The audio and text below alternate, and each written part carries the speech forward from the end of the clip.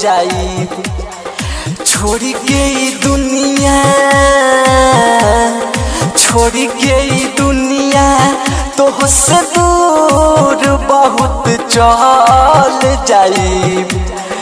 तू न मिलबू ए हमर जान तो हम मर जाई।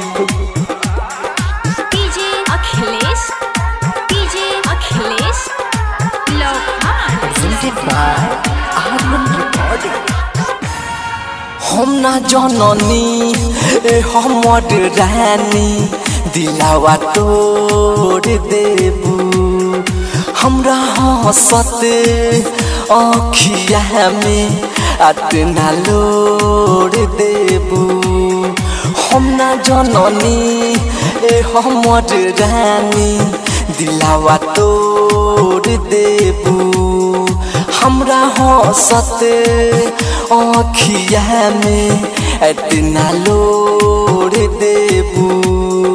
तू ना मिलबू ए हमर जान तो हम मर जाइब।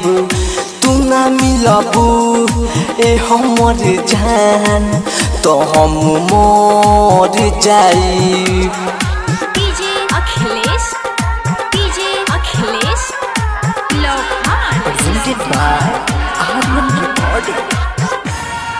राइटर शिवजी सुधीर समरिया कैसे जी हो।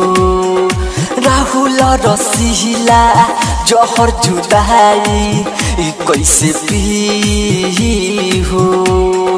राइटर शिवजी सुधीर समरिया कैसे जी हो।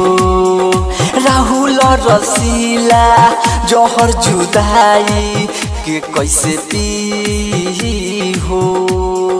तू ना मिलबू ए हमर जान तो हम मर जाइब।